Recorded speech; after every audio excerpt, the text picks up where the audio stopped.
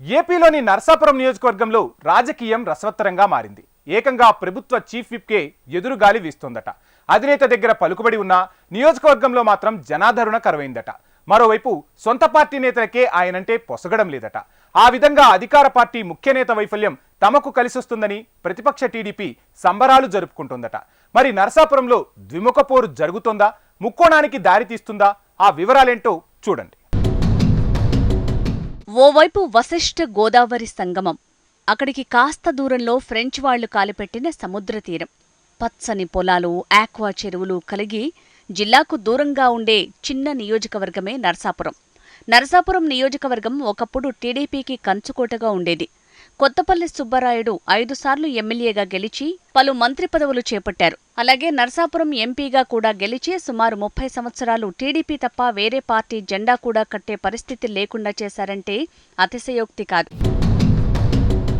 2019 ఎన్నికల్లో వైసీపీ గాలి బలంగా ఉన్నా ఆ ఎన్నికల్లో ముక్కోన పోటీ జరిగినా కేవలం 5,000 లోపు మెజారిటీతో మాత్రమే వైసీపీ ఎమ్మెల్యేగా ముద్దునూరి ప్రసాద్ రాజు విజయం సాధించారు. ఆ ఎన్నికల్లో జనసేన 2వ స్థానంలో నిలిచింది. జనసేన తరపున పోటీ చేసిన బొమ్మిడి నాయకర్ అతి కొద్ది తేడాతో ఓడిపోయారు. టీడీపీ అభ్యర్థి మాజీ ఎమ్మెల్యే బండారు మాధవనాయుడు 3వ స్థానంతో సరిపెట్టుకున్నారు. ఆ విధంగా గత ఎన్నికల్లో వైసీపీ అతి తక్కువ మెజారిటీతో గెలిచిన నియోజకవర్గాల్లో నర్సాపురం ఒకటి. ముద్దునూరి ప్రసాద్ రాజు సీఎం వైఎస్ జగన్కు మంచి విధేయుడిగా పేరుంది. అదేంటోగాని జనంలో మాత్రం ఆయనకు అంత పేరు లేదు. దానికి కారణం అతను ఎవ్వరితోనూ పెద్దగా కలవరు అంటుంటారు. నియోజకవర్గంలో ప్రజల సంగతి దేవుడెరుగు, కనీసం పార్టీ క్యాడర్ని కూడా పెద్దగా పట్టించుకోరని టాక్. సొంత పార్టీ నేతలే ఈసారి ఆయన గెలిచే పరిస్థితి లేదంటున్నారు. కొత్త జిల్లాల ఏర్పాటు సమయంలోనూ నరసాపురం పట్టణాన్ని పశ్చిమ గోదావరి జిల్లా కేంద్రంగా చేయాలని పెద్ద ఎత్తున ఉద్యమాలు జరిగాయి. అప్పుడు అన్ని పార్టీలు ఒక్కటై నరసాపురాన్ని జిల్లా కేంద్రంగా చేయాలని ఆందోళనలు జరిగాయి. సీఎం దృష్టికి తీసుకువెళ్లారని ప్రసాదరాజుపై తీవ్రస్థాయిలో ఒత్తిడి కూడా తీసుకొచ్చారు. అయినా ఎమ్మెల్యే ప్రసాదరాజు పెద్దగా స్పందించలేదు.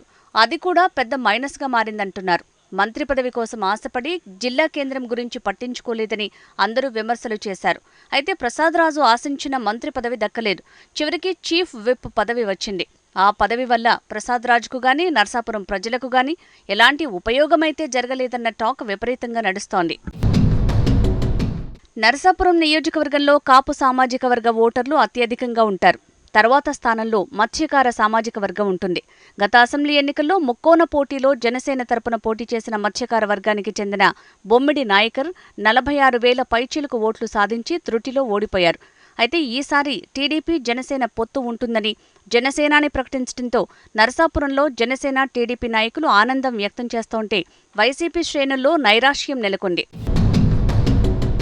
జనసేన టీడీపీ ప్రజా సమస్యలపై పోరాటాలు చేస్తున్నాయి. వైసీపీ మాత్రం గడప గడపకు మన ప్రభుత్వం అని వెళ్తున్న ఎమ్మెల్యే కమ్ చీఫ్ విప్ అయిన ముద్దునూరి ప్రసాద్ రాజుకు ప్రజల్లో పెద్దగా రిసీవింగ్ లేదని తెలుస్తోంది. ఏదేమైనా ఈసారి నర్సాపురం అసెంబ్లీ ఎన్నికల్లో జనసేన టీడీపీ పొత్తుతో YCP sitting MLA cum chief whip గా ఉన్న ముద్దునూరి ప్రసాద్ రాజుకి ఎదురుగాలి తప్పదంటున్నారు రాజకీయ విశ్లేషకులు.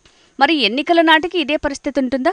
ప్రసాద్ రాజు తన మీద ఉన్న వ్యతిరేకతను తగ్గించుకునే వ్యూహరచన చేస్తారా? మిత్రపక్షాల ఉధృతికి తలొగ్గుతారా? చూడాల్సి ఉంది.